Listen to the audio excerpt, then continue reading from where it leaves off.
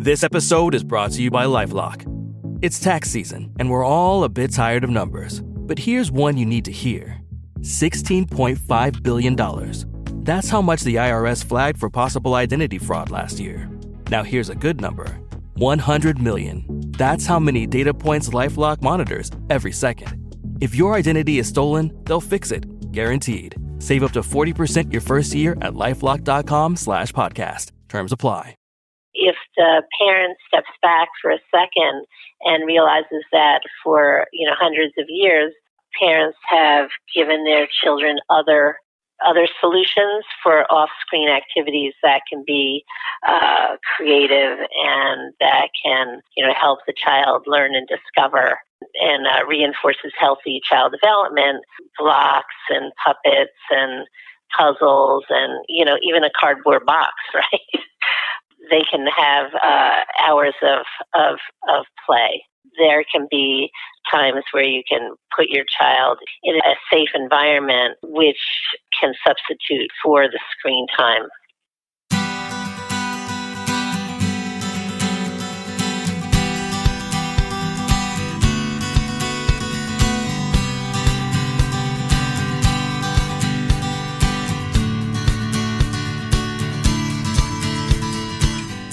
Welcome to the Parent Footprint Podcast with Dr. Dan. I am Dr. Dan, your host, and let me tell you about our mission at Parent Footprint. The mission is to make the world a more loving and compassionate place, one parent and one child at a time. At Parent Footprint, we believe the key to raising happy, healthy, and engaged kids is for us parents to seek the same in our own lives: happiness, health, and engagement. We believe that awareness is the foundation for your vision of successful parenting, and with increased awareness and intention, we can be purposeful about leaving a healthy footprint on our children. Today's show is such a relevant, key, and important topic these days for all of us. It is called Children and Screens: How to Help Children Lead Healthy Lives in a Digital World. And I am excited to introduce you to our guest, Dr. Pamela Hurst-Della Pietra, who is the president of Children and Screens, Institute of Digital Media and Child Development, which is an international, interdisciplinary nonprofit organization that she founded in 2013 to support and advance objective, high-quality scientific research, identify and nurture talent, educate and inform the public, and provide policymakers with actionable information. Using her medical degree, nonprofit experience, philanthropic resources, and a long-standing interest in media and children, Dr. Pam has become one of the field's leading conveners, curators, and grant makers. And in 2017, Dr. Pam organized, edited, and sponsored the publication Children, Adolescents, and Screens: What We Know and What We Need to Learn, which is a standalone supplement to Pediatrics, the Journal of the American Academy of Pediatrics, that has presented 22 articles from over 100 named authors and provided parents, practitioners, researchers, and policymakers with a uniquely comprehensive view of the field. There is so much more to say about Dr. Pam, but we need to get on to business and get her wisdom and expertise. Dr. Pam, welcome to the show. Oh, welcome, and thank you so much for that introduction. Beautiful introduction. So, Dr. Pam, what led you to this place, to this expertise, to this drive and focus of your work?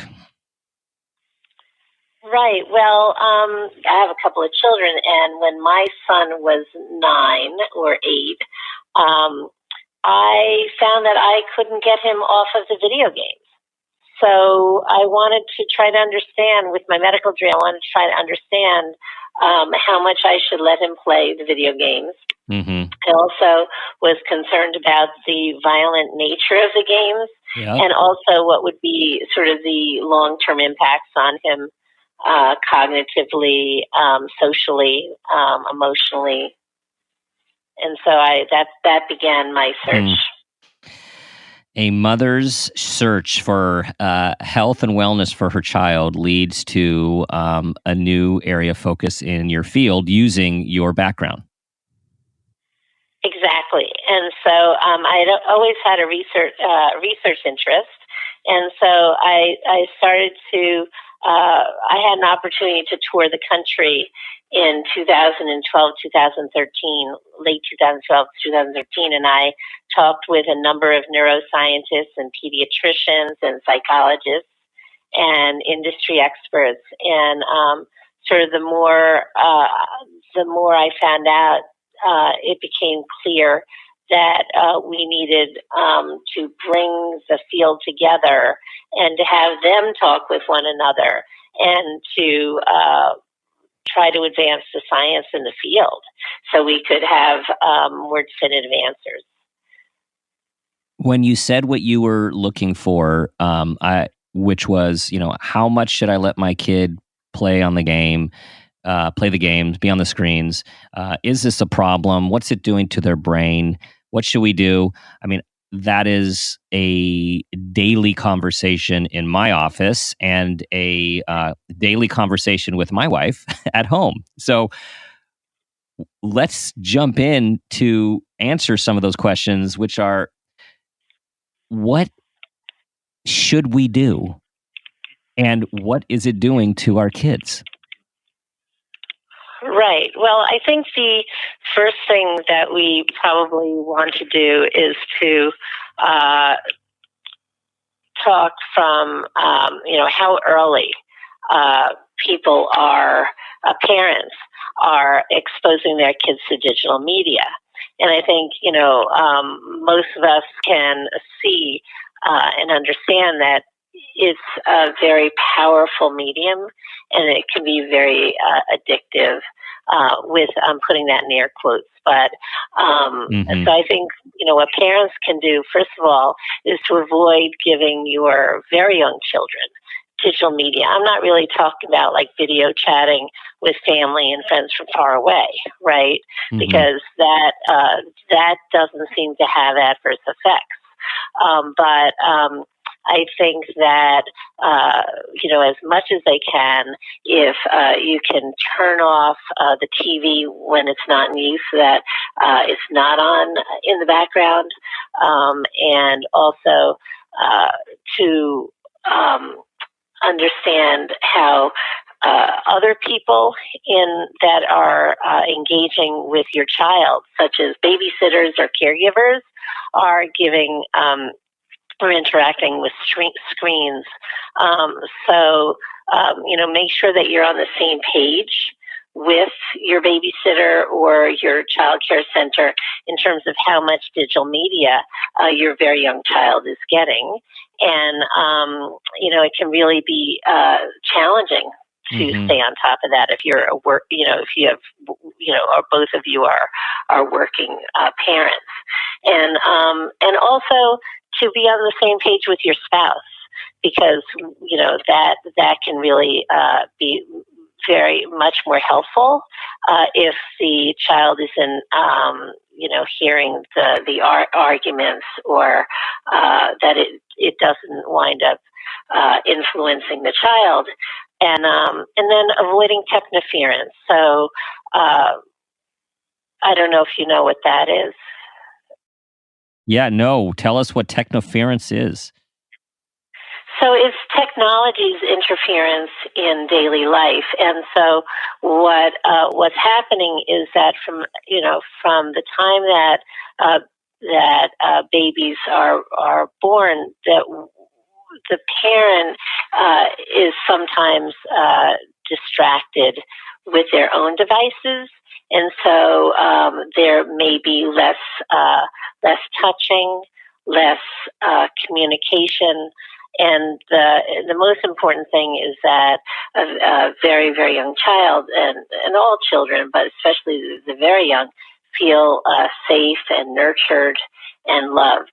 And so it would be great when, for example, nursing, that the mother puts the device in another room, and so that they're not distracted, and so that the device doesn't become detrimental to the relationship with your child.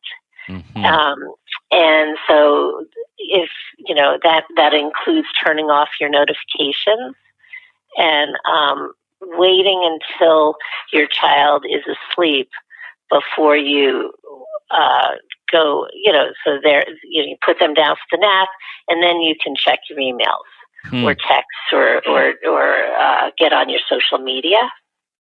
That is so important, because I was going to ask you, let's start at the beginning of how young, what do we do with our young kids? When do we introduce them? How much? But you just talked about before that, which is right at the beginning with parent and interaction with their newborn. Yeah, and so a lot of giving the very young children, media has to do with a parent's need to take a shower, to make a meal, right? But if the parent steps back for a second and realizes that for hundreds of years, parents have given their children other solutions for off-screen activities that can be creative and that can, help the child learn and discover, and reinforces healthy child development. These include, at some point in their development, blocks and puppets and puzzles and, even a cardboard box, right? So they can have hours of play.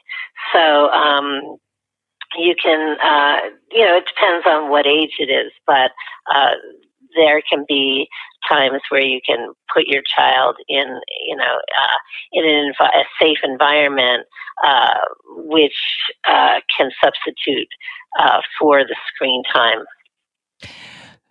So there's a lot of information out there. American Pediatric Association, American Psychological Association, a lot of very important organizations are putting out, okay, for this age, this amount of time.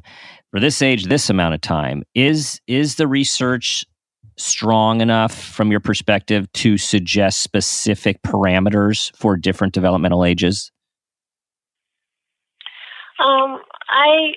I think that, with these guidelines, they need to be taken just as guidelines. And I think that, the 3 C's or whatever really do matter: the child, the context, the character. And so I think that the content of what is being what the child is being exposed to. But I think that in this particular case, I can say that a whole lot more research is necessary. And for example, in the 2 and under, I think that we can say that it may be the case that screens could tell it. Well, we know that television viewing has mostly negative associations in the less than 2. And for, in terms of the rest of digital media, it may do more cognitive harm than good. It may. And so more research is needed. But, because digital media can be distracting for very young children. And so probably it would be best to try to limit or, not give your children who are under 2, digital media. And then from then on, I think, the C's really do count. And, it really, the American Academy of Pediatrics discusses co-viewing, and it talks about highly educational content. And if you look at the Apple Store, some of these, how to access the apps, so many apps are claiming to be educational, right? And there needs to be a way for parents to determine what is educational or not, and whether or not in the entire holistic view of a child, whether or not it is beneficial or not in terms of child development. Mm-hmm. So I know I'm going to. So it's not just educational content. Sorry to interrupt, but it's not just the educational content. It also has to do with, other negative possible. It has to do with possible negative outcomes. Right. In terms of focus and attention, in terms of behavior, sleep patterns, social issues. Mm-hmm. Right. Right. And that's, of course, as they get older and older and older, the social issues can come more into play. And in my experience in providing guidance on the subject over the years, there is a difference, as you're saying, between someone watching a documentary or an educational program on a screen versus engaging in first-person shooter games. Like that, and I guess I probably should ask you, like, what do those different things do to our kids' brains? That's sort of a $1 million question, but in terms of the first-person shooter games, people can parse out the different positive aspects of the first-person violent video games, right? But, in terms of strategy, in terms of hand-eye coordination, et cetera. But at the same time, there's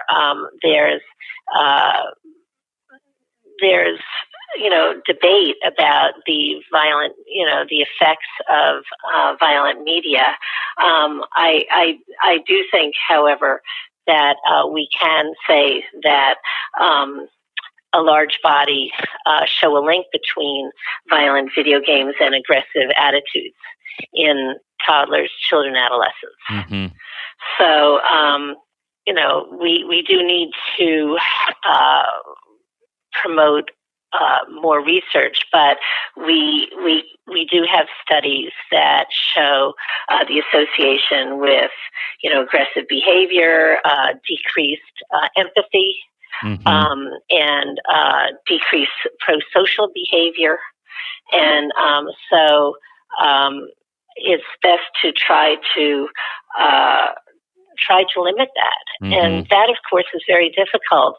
Because for a lot of these young people, especially boys, it's a rite of passage. Mm-hmm. Mm-hmm. And, if all of your friends are playing violent video games or first-person shooter games, if you're the only person in the class that's not doing that, then, those kids feel really left out of the conversation. Absolutely, and it's become their digital play dates these days. It takes a lot. Parents are adjusting to the idea that their kids aren't going to other people's houses. They're coming home after school and saying, "Hey, 3:30, let's get on and let's go on that campaign." And they have a team, and they can't get off when mom or dad says, "Hey, it's time to get off," when they're in the middle of a campaign and they're going to let their team down, and it just turns into a lot of conflict. Not to mention the what seems to be a physiological withdrawal type response when these kids are getting off these games. So it has been shown that there are various responses, and that's one of the reasons that the World Health Organization, recently designated video game I guess it's problematic internet use as a real disorder. Mm-hmm. So there's it follows along the lines of some of the standard addictions, and so I think that one of the things I neglected to mention about the very young kids is something very important for parents to keep in mind is not to give their device to kids to soothe them. So a lot of times we'll see you're in the doctor's office or you're just, with friends, and the child starts crying, and to pacify the child, the parent gives the phone or the iPad. The child then doesn't learn to self-soothe, and it also becomes kind of a spiral. And so then the child, first thing in the morning wants it, and then when it's taken away, starts crying. Right. And they need to be able to learn how to self-regulate. Yeah. And so we're finding that this leads to a certain kind of dependence. Gosh, this is so common. And for everyone out there, this is where we have to be kind to ourselves as parents, because you hear all these things, you're like, oh my gosh, this is what I do. And you know what? This is what a majority of parents do. Here, go on my phone here. And this is one of those things why education is so important, so we know how to navigate this new digital world, which did not come with any directions for us. I feel like, Dr. Pam, we're living in a human experiment. Exactly. And in fact, most adults struggle to manage it. And so, not only do we not have the recipe book, because we don't have the parents, our parents, didn't, for a lot of us, we didn't have parents that talked to us about digital media use, right? We got, our cartoons on Saturday mornings and our, few, it depends on obviously on the parents, but depending on when, how old you are, you were, the video games of today are much different than in terms of the power and their, in terms of persuasive technology than Pac-Man was, for example. And so what you've got, if you've listened to Tristan Harris speak, for example, you've got a whole industry that has built around hooking our brains and our eyeballs to the screens, right, and using behavioral techniques and psychological techniques. And so it's no wonder that something like almost 50% of teens admit to being on the internet almost constantly. Which then brings us to something else you had mentioned about the World Health Organization and a new diagnosis, and the phrase that we hear all the time, which is game addiction, internet addiction. So from your experience and research, is this a real thing? Well, internet addiction is still a somewhat controversial diagnosis, but I think it's gaining acceptance. It's not necessarily a formal diagnostic entity with the something called the DSM-5. It's the Diagnostic and Statistical Manual of Mental Disorders that is commonly used by clinicians in the United States in terms of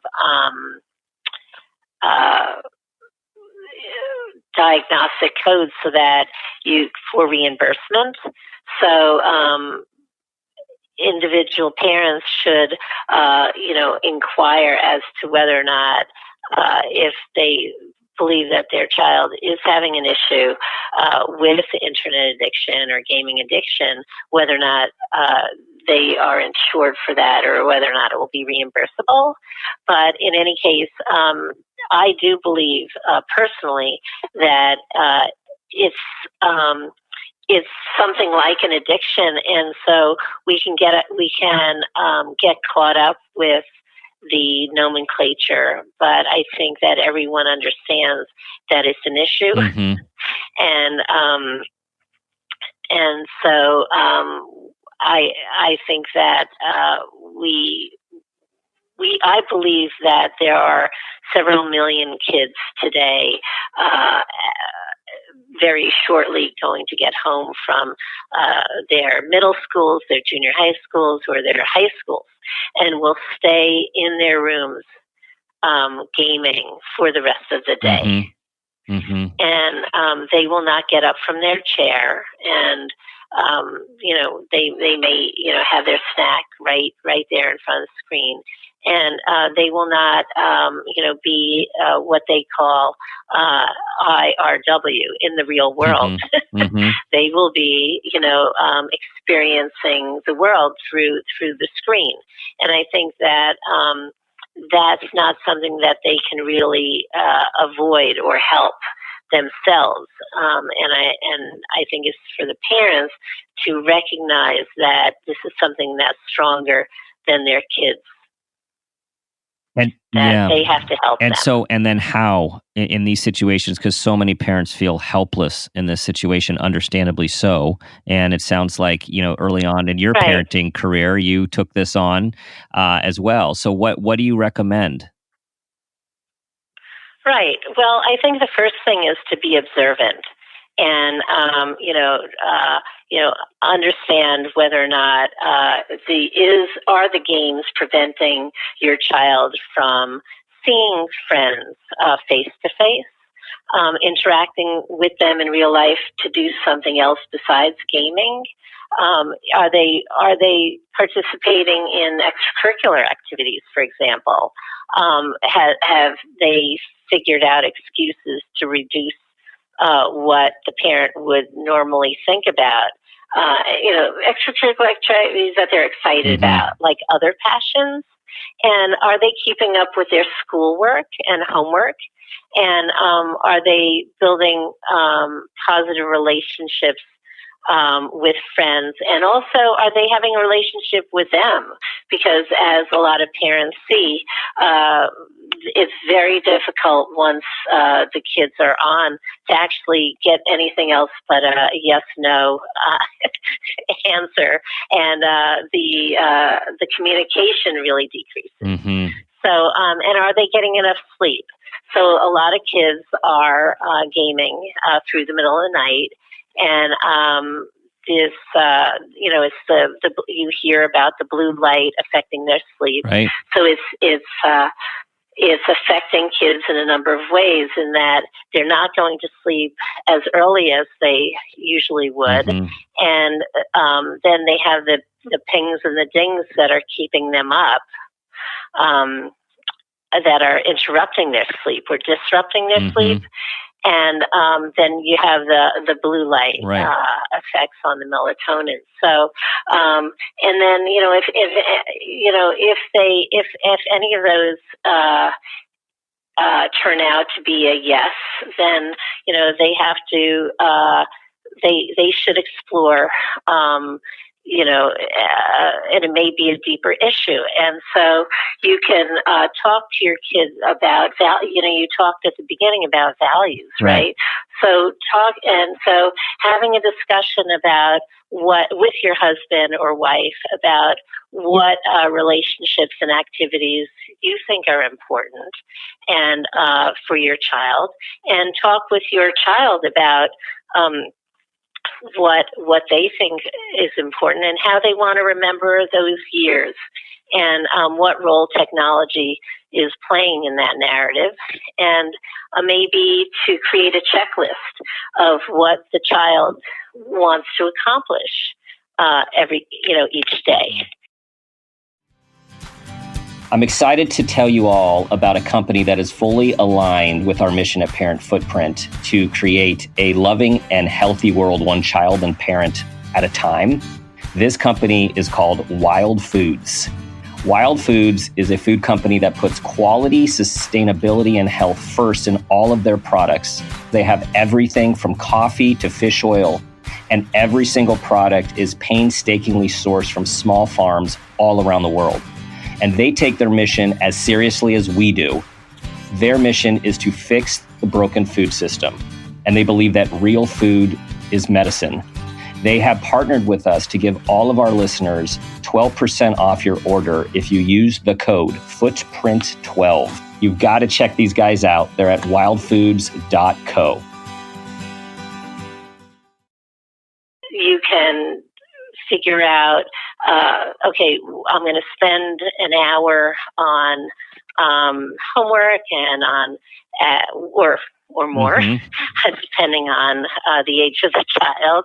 And then I'm going, and we're going to spend this amount of time on activities and this time on, so reinforcing time management skills and in offline activities and hobbies, I think is really very beneficial.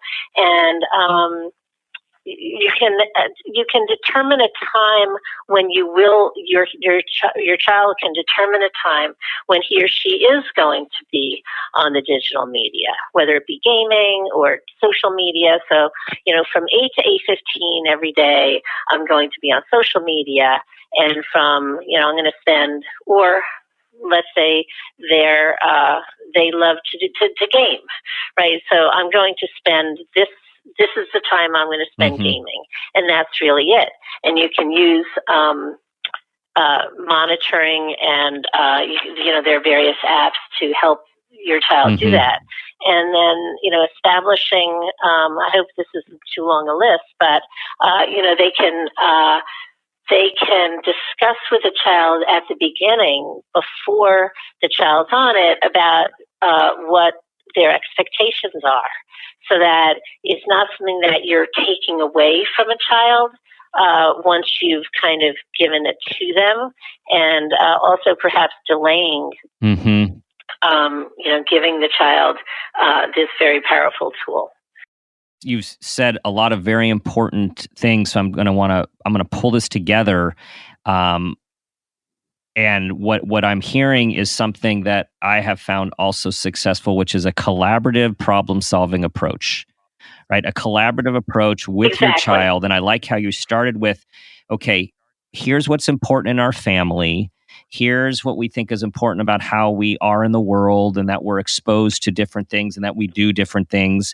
And it's important that we think about how much time we're spending on everything, and it's sleep, and it's educating our kids about blue light, about too much time on screens, about how they're set up to hook all of us humans to keep wanting to be on them, and working with them. And again, a lot of kids are actually quite reasonable when you do this. You still have to tweak it.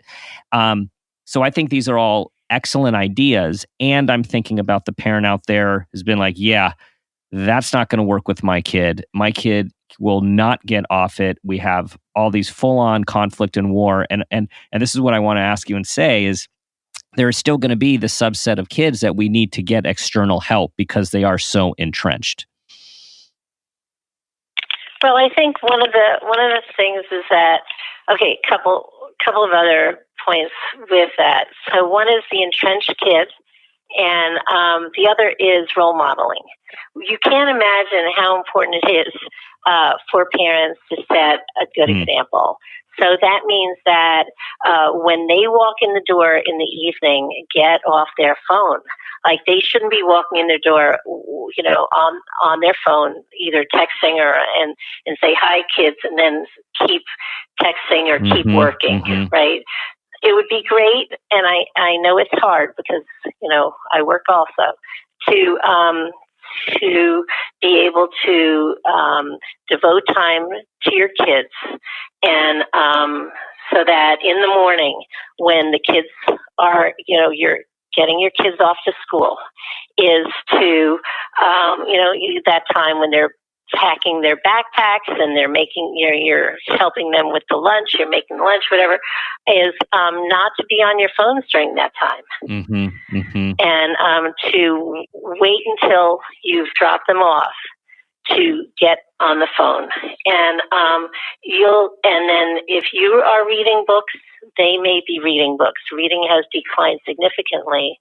And in fact, this year was the first time that reading scores have declined nationally in all of the the test time. So it's fourth grade, eighth grade, I think 12th grade. And that's the nation's report card. And so you can also have rules for things like the car. And I know you've probably heard this before, but it's always great to reinforce it that you can set times and places. And so it means, when the child is going to school, when they're at a restaurant, or these are times when you can talk, great times to talk with your child, right? And you can talk to the child about staying off the screens when at an activity. And you just wouldn't believe how many kids are bringing their phones to activities which it would be unheard of that in prior years or generations, that a child would not be paying attention at a sports activity or at a music activity. That they would be actually pulling out their phones and be, distracted in that way. And so for the entrenched kid, sometimes just pulling the plug is what you have to do. And you can use your cable provider or satellite provider, whoever's providing your signal. They can be instructed at a certain time to pull the internet. But of course, that means that you have to be willing to not have the internet after 10 o'clock, let's say. And in fact, China has recently enacted a series of laws where kids have to be off their devices from 10 o'clock in the evening till 8. The country has enacted a law? And if you can imagine a whole country doing that, it must be pretty serious. That is remarkable. That is really remarkable, and it sounds really good. Yeah. Oh, that sounds good for all of us. I want to, something you keep touching on that I want to just make sure that we hit here is social media and the impact that we're finding of social media on mostly preteens and teenagers, the impact on mental health. Could you tell us a little bit about that? Right. Well, with teenagers, obviously a substantial majority of preteens and teens are using social media. And you have to realize that at this time, they do have a limited capacity for self-regulation and for they're very susceptible to peer pressure. And they want to seek autonomy from their family members, and so they're starting to be independent. And so I think it's important to understand that it could be the promise of social media is that it could be used as a platform for identity development, but at the same time, there's some of these adverse effects, and these include social comparison. And I think if you have a tween or a teen girl, you have to be aware of and talk to your children about avoiding triggers of what makes them feel jealous, and to compare themselves to themselves, past and present, and not the other kids, because they have to realize that it's a highlight reel and that it's not really reality. And so a constant conversation about that, without sort of sounding too preachy about it. And I think that they can try to limit their social media sites to one site. They can encourage their child to do that. And the kids have this thing called FOMO, which I don't know if you're aware of what that is. Fear of missing out. Yes, and so that is creating a situation in which a healthy percentage of kids, or unhealthy, are sleeping with the cell phones under their pillows. Or next to the bed, and of course they're using the device as an alarm clock. But it's important for the parents to get that cell phone out of the room, because they are using the social media in terms of streaks, and in terms of just needing to be on, picking that cell phone up 80 to 120 times a day. That's not healthy, right? And so that can lead to stress and fatigue, poor sleep. And so get the phone out of the bedroom. You can have a central charging station, elsewhere. And then, as you probably are aware, anxiety and depression has increased significantly in the last, 15 years. And, I don't want to, it's not all doom and gloom. I mean, teen pregnancy is at an all-time low as well. And that's interesting, that people are getting together less, right? But at the same time, we do worry about the impact on anxiety, self-harm, suicidality. And so it's very important for parents to keep in touch, in very close touch with their kids about, how they're feeling. Right. On and to be authentic on social media, to try to break the habit of highlighting only what's best, and for them to think before they post, and so that they realize that that they do have a digital footprint, as I'm sure you've told people, and also to be kind on the internet, on the social media. Big problem with people not being nice, all the way to bullying and cyberbullying, which is something we unfortunately do not have time to dive into, but is something you're bringing up here. Is it's become a way that people can say what they wouldn't say to a person's face with the anonymity, and spread it to large amounts of people. And I think it's critical what you just said, Dr. Pam, about how to teach our kids to be kind, and which, taking a step back, you also talk about what we model, which is totally consistent with parent footprint. Is like, what are we doing? Because we are being the person that our child is likely going to become in some way or another, in some facet. And how do we choose that? By being aware of what we are modeling for them. Absolutely. And I think that, especially with cyberbullying, there's ways that your children can be, just a little bit sensitive to things like social exclusion. So if you go to, let's say, an event, especially let's say in the winter, you take a little ice skating trip or a ski trip, go to local ice skating or whatever. You don't necessarily always you don't have to broadcast everything that you're doing, and realize that there could be one or two kids that, might be left out, and they could be hurt by that.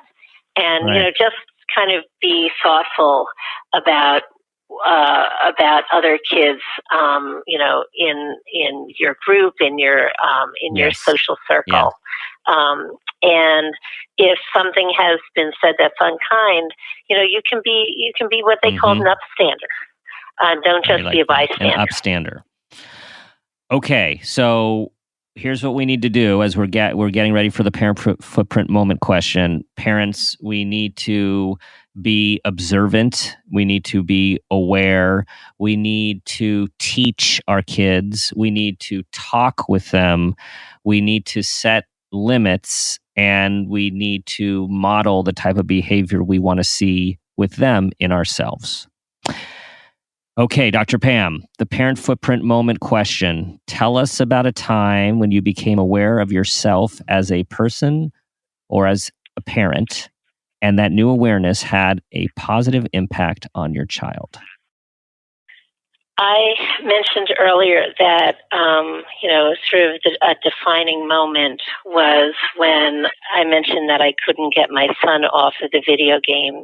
And I felt that it was saliently different from other times when I would call him in for dinner, when he was, having a game of soccer with friends outside, or having him, get off a book that he was reading and that he was absorbed with. And I realized that, given my pediatric background, that I needed to, I felt that I could make a positive impact on this field, and try to understand better what would be the psychosocial, emotional, behavioral, and cognitive impacts on gaming, on social media, on internet use, sort of writ large,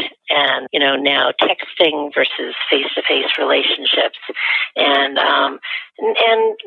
AI. And I think that with respect to these new technologies, I think we need to be able to understand better how AI will mold social interactions in the future, and to ensure that they'll benefit the users for which they're intended. So this defining moment not only impacted your children, it impacted your career, and it is impacting all of us with this mission and nonprofit, and all of your research and all of your speaking around to help us understand how we can have healthy kids, raise healthy kids in a digital world.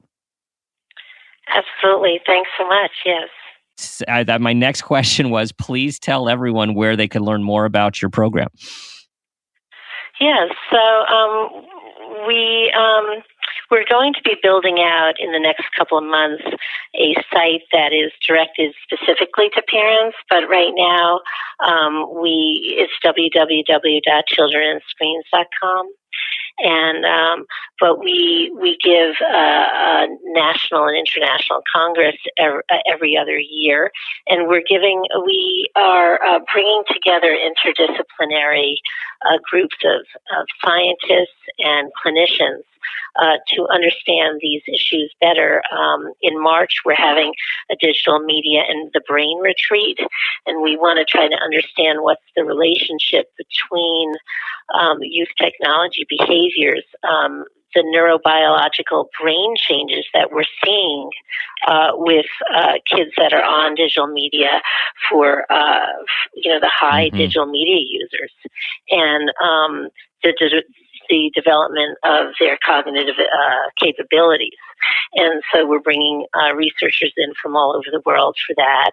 And then we will be having a mental health retreat and an emerging technologies retreat. And we're also looking to raise money for an educational technologies workshop with the National Academy of Sciences, in order to, because American students don't seem to be progressing in reading and math as reflected by either the PISA scores or the nation's report card in the way that we would expect to, given the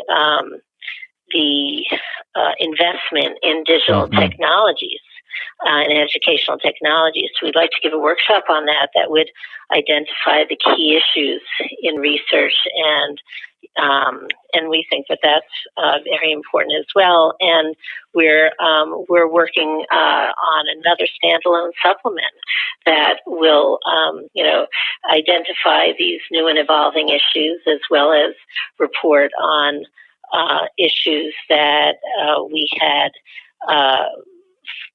first reported on in 2017. And we do hope that that our policy efforts will bear fruit. There's the Children and Media Research Act that is currently, in Congress. And we do hope that this will be passed, because this will provide research. This will provide funding for research in this work area. Is so important. Dr. Pam, thank you for spearheading all of this and leading to policy and education. And then every generation of parents is getting more and more information about how to deal with the digital age we are all living with. Thank you so much for being on the show today. Thank you very much. It's been a real pleasure. That concludes our show for today. I implore and inspire all of you to be the parent, the person you want your child to become. Seek engagement, happiness, health, and awareness in your own life. Spread the word. Check us out at www.parentfootprint.com. Subscribe to our podcasts. And as always, ask yourself the question I ask myself daily: what footprint do you want to leave?